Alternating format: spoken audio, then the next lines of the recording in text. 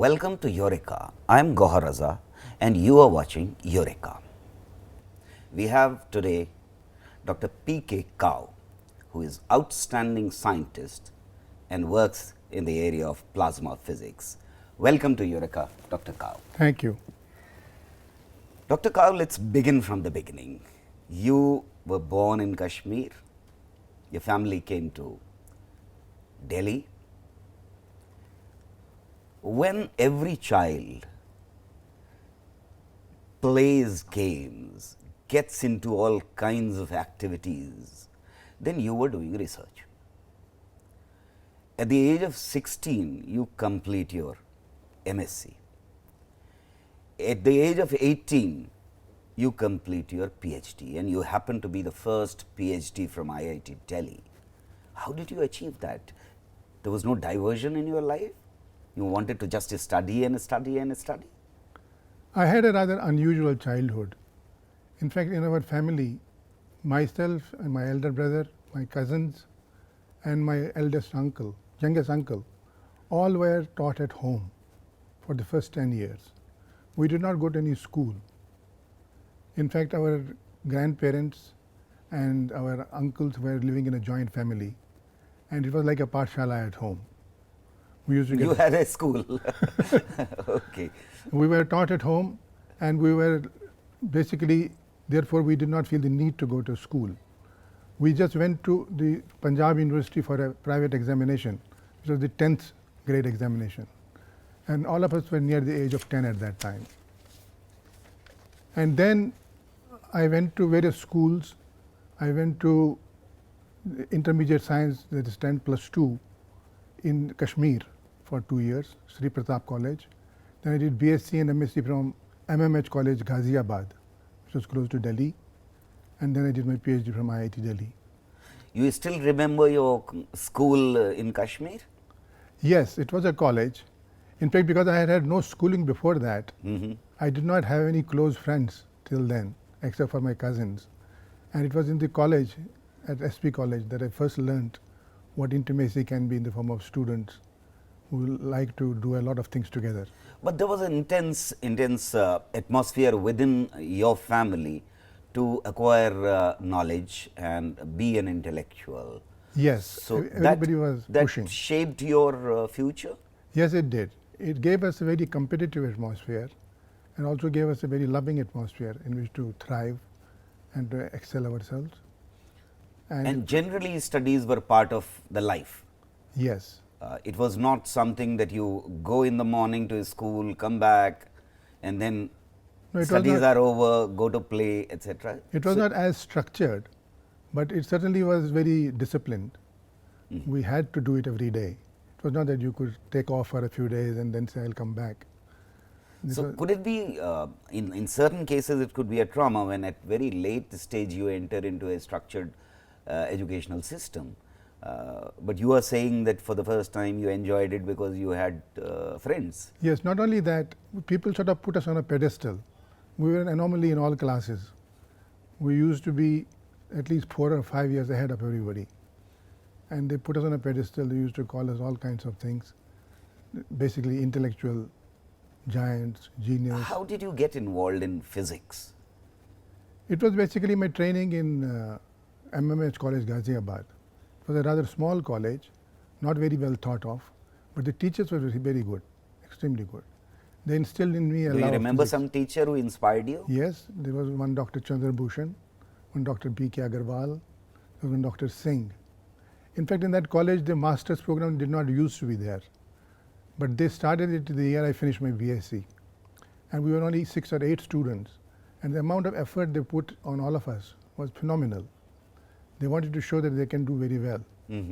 And that turned out to be quite good because I stood first in the university. It was very good for the college. It was very good for us also. Was the zeal that you are talking about among the teachers and also among the students part of nation building, and was it related to that? At that time you thought that maybe what you are doing is… in a sense it was, but I don't think they were really thinking of it in those large terms. They were thinking of building up the university or a college to improve its status in the community. And they were building the department. as a foundation for nation building. They were not really thinking of very major things at that time. When you got into IIT, then was it a major cultural shift at that time? Today, IIT is supposed to be something. Yes, it was a major cultural shift. I came from a small college, MMH College, Ghaziabad, where students were mostly coming in from Delhi and traveling every day to college and going back in the evening. But IIT was a residential institution where there were students of all cultures and mixture of people with different backgrounds. And they were usually very hi-fi, as you call them. Even today, they are hi-fi. So it was a very different background. But the number of extracurricular activities which used to take place in IITs was really totally new to me. I had not been involved in any such activities in the past, and I felt sort of liberated to be part of so many activities. Which activity did you take interest? Well, I used to like listening to debates and looking at mushairas and qawwalis. There used to be all kinds of programs there, which were organized by the students, which were extremely interesting. Yeah, today I suppose it's called Rendezvous, the major program that happens at IIT. But let's shift a little bit. When you got interested into physics, then why plasma physics? Because plasma physics was a nascent thing during those days. Why did you get into plasma physics? It was very difficult area. It was not giving results, the kind of results, but it was very promising area at that time. Yes, it was a young field, and actually I did not know a great deal about the field till I went to the IIT for the interview. When I went for the interview, I had thought that I will do high energy physics, and that's what I told them in the board, that I would like to do high energy physics. But then after the meeting was over, after the interview was over, I was called by the committee. I was told that there is a new scientist who has come, who is very interested in building up a group in plasma physics. His name was Professor M.S. Sodha. He had just returned from the US, was a young man of mid-30s, was extremely interesting, and he wanted to start a new group. So they asked me to work with him. I said I want to work in high energy physics. They said, no, you work with him. Dr. Sodha, he taught me as well. Dr. Sodha was the major force and inspiring force for you at that time. How did you land up in Princeton? When I finished my PhD, I was looking for opportunities to go abroad. At the age of 18, 2 years. Yes. And you were first PhD. I was the first PhD from IIT Delhi. Did this always give you a kick that you were ahead of time as compared to others? In fact, it is something which kept driving me more and more. And people used to always sort of put me on a pedestal because of this. And I think that made me thrive even better. So when I finished my PhD, I was looking for opportunities to go abroad. And one of the persons I wrote to was the examiner of my thesis, Henry Margenau from Yale University. He said that he was retiring and he didn't have any positions, but that John Dawson at Princeton was looking for some young people. And he felt on the basis of the examination he had done of my thesis that I was a fit candidate for Princeton. So he recommended my application to Dawson, and Dawson invited me to Princeton. And at that time, physics was considered to be the mother of all sciences. There was promising area called plasma physics, high energy physics, which will solve all the problems of the world because of energy crisis. Now, how do you look back at your experience when the promises that were there have not been fulfilled? Well, I think it's probably unfair to say they have not been fulfilled. Plasma physics was a very young science then, and a lot of it needed to be developed further. It had to be understood. Plasma is a fourth state of matter, and its properties are very different from that of the other three states of matter. It tends to be dominated by collective phenomena, nonlinear phenomena, which are quite distinct from other states of matter. It turns out that to master and control a plasma so that you can utilize it, you must first understand it. And what has happened in the last 50 years is development of plasma science and plasma physics. It has led to many, many applications, industrial applications, strategic applications. It has not led to the holy grail of fusion energy, but it has made a lot of progress in that. We are today at a point where we can say that the first experiment which will deliver 500 megawatts of power, will be ready by about 5 or 6 years from now. It's an international experiment called the International Thermonuclear Experimental Reactor. We'll come to that, but before that I would like to ask you a question that plasma physics has gone through phases. The first phase was that people got interested because of radio waves, and then another phase came when people got into plasma physics because they wanted to understand the cosmos itself. You can't understand the cosmos, they realized, without understanding plasma. Most of the matter in the cosmos is because of the plasma, in plasma state, which is fourth state. And then you have a phase where you wanted energy, and energy could be only created by fusion reaction, which is sufficient for generations to come. Now, in this particular last state, it was more often used to destroy things rather than create things. So, is it that we did not understand and we started using it, or is it our zeal to go ahead immediately when we have something new as scientists? It's always easier to destroy than to construct. Now, it turns out that the kind of control you need for a fusion bomb is very small as compared to the kind of control you need for a controlled thermonuclear reaction, something which will give you energy in a peaceful manner. And it is that control which is taking us a lot of time to understand. Today, we are at a position where we can say that we understand how thermonuclear reactors will work, we understand the dynamics of the phenomena taking place inside them, we know how to control them, but we have not yet mastered the art of being able to control them so much so that they could economically give us yield power today at today's costs. See, some of the people who are anti-nuke and anti even peaceful use of nuclear energy say that we are far away from controlled fusion reaction. But even if we are close by, then the kind of energy and the risks that are involved in creating that thermonuclear reaction in a controlled manner may not work out to be eventually very efficient. In fact, the risks are much less than that of other power stations that we use.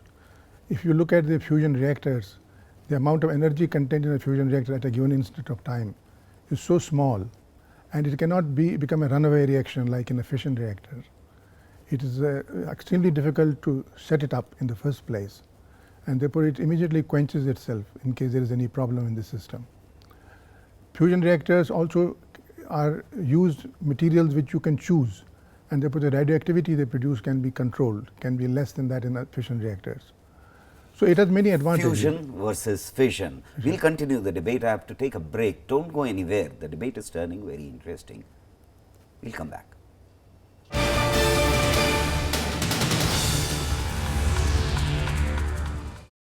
Welcome back to Eureka.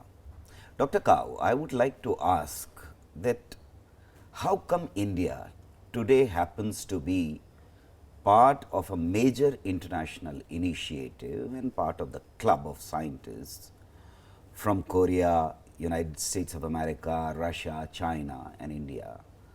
It is not considered to be a very big thing in the media. Would you like to tell us about this initiative?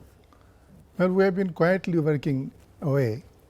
1980. It was very secret at it was not 20, a secret. 30 years back. The area was very secret. We wanted to produce some results before making a lot of fuss about it. In 1982, we set up a program at the behest of the government at the Physical Research Laboratory in Ahmedabad, which was called the Plasma Physics Program under the Department of Science and Technology. This got converted into an institute. And you were heading right from the beginning. I was heading the program from the beginning. In 1986, it was converted into an institute. The institute flourished. It did a lot of work in fundamental plasma science and also in magnetic fusion, and produced very good results. And therefore, when we approached the ITER group of countries for participation in the ITER project, we were welcomed. And at that time, we felt that we had arrived at an international scene with a background that we were felt to be qualified enough to be part of such a group. So that happened in the year 2005 or so. And after that, we have been participating in this. And we are now part of a group who has to make experimental equipment for this international experiment in France. We are making about 9 or 10 major components. One is a very large cryostat, 30-meter diameter, 30-meter tall. Huge. With a pressure inside 10 to minus 6 torr. That will be made by Larsen and Toubro, and they're already in the process of manufacture of this. Similarly, there are other diagnostic neutral beams and EC heating systems, power supplies of various kinds, which we are going to construct for this ITER machine. Did building Aditya help you to be part of this initiative? Yes, very much so. People recognized our contribution? Yes, because from Aditya we were able to show that we can do ultra high vacuum systems and power supplies on our own, and we also showed some very interesting results in physics using Aditya, which has been shown for the first time, that the turbulence in such devices is intermittent, that it throws out particles in little bursts rather than in a continuous ooze. So the fact that we were able to do both experiments and modeling and had the engineering skills which were needed to do such complex devices. And this is exactly why the international community of scientists and technologists in this particular area has a lot of respect for us as a nation and as a community of scientists. Yes. Now, I will come to a question which is a very personal question. The awards came coming as you moved on, right from Young Scientist Award to Bhatnagar Award to many more awards, international awards and Padma Shri. Which award did you relish most or respect most? I think it was the Young Scientist Award. The first one. The very first one. The very first one. That yes, because it came at a very early age, and it came at an age which really drove me very up very fast. And it came at a time when I was very young. I was hardly 23 or 24. How did the family take it? They were excited? They were very excited because it was awarded by Mrs. Gandhi herself. Okay, at that time the Prime Minister used to give. So it was a big deal for the family. And what about Bhatnagar Award? Bhatnagar Award was given by Mr. Rao, and it also was acknowledged by the family, but not to the same degree. Do you think that these awards excite scientists and it helps build better scientists in the country? I think it is something scientists do look up to. They look for recognition. They want to see that what they have done is being recognized by their peers. It gives them a clip in their work. And most of these awards are, of course, given by committees which are headed by scientists. Yes. And these are the peers, the best of the lot in the country or in the world who recognize your work. And therefore, you get a kick to do much better than what you have been doing in the past. So but other than awards, do you think that interaction with the international community helps a lot, which you have relished always in your life? Yes, the international community drives you, the interaction with the international community drives you much harder, because you find that in your own country there are not enough people with the same expertise as you have. And the critical mass of people who can evaluate you is not very large, is not there actually. But when you are abroad, then you are competitive and competing with a very high level of people in your own area, and you therefore have to drive yourself harder to compete with them.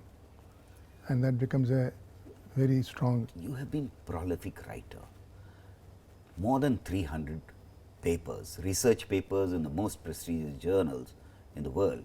How did you manage heading the institution, building the institution, and then also writing at the same time, doing experiments, etc., etc.? How did you manage it?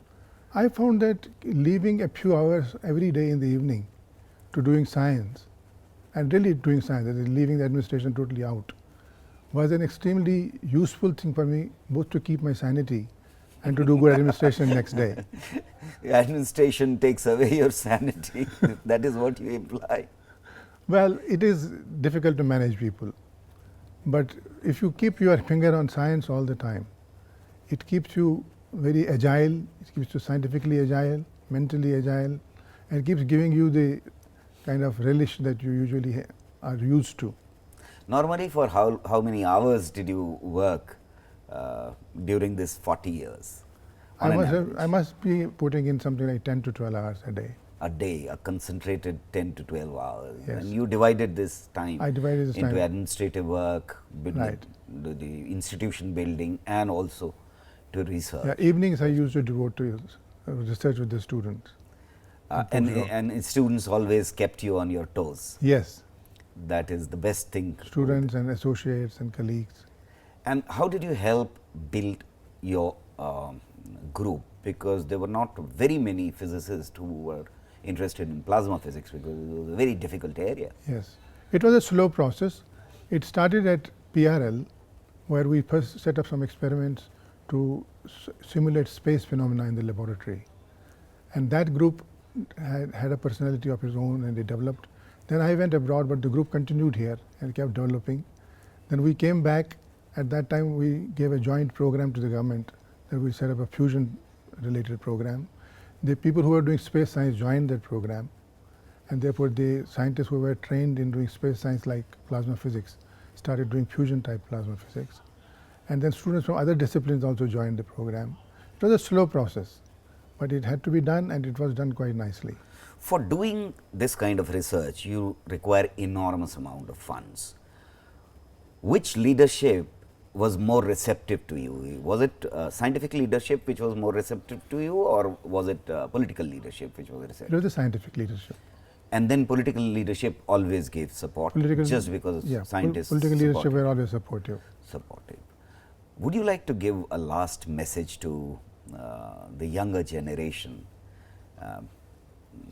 There is a very disturbing phenomena in the country that more and more young people are getting diverted to other areas rather than science. There was a period of 70s and 80s when doing science was a big thing. Now, today doing science is not as lucrative as other areas. Would you like to give a last message? I would like to say that there are enormous opportunities in this country to do good science, because the kind of support you get from the funding agencies, from your peers, is quite unparalleled. And therefore, one should think very seriously about taking an opportunity to develop some area of science in the country, because you are creating intellectual capital for the future. This is something that the country will need. The country is necessarily going to use technology for all its benefits in the future. And whatever you create today will be a legacy for the future. Science will drive the society, and science driven society is going to be a developed society, because technology is based on your knowledge, on your experiments and scientific atmosphere that you create in the society. So, would you like to say in the end that unless we build scientific society, it will be very difficult for us to develop in future? I think that's very clear.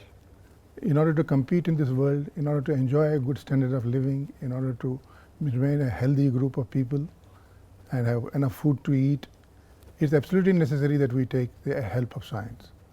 And also the way of thinking, the way of mentally thinking about the universe around us. It's very important that we have right thinking and we do not fall prey to superstitions and things like that.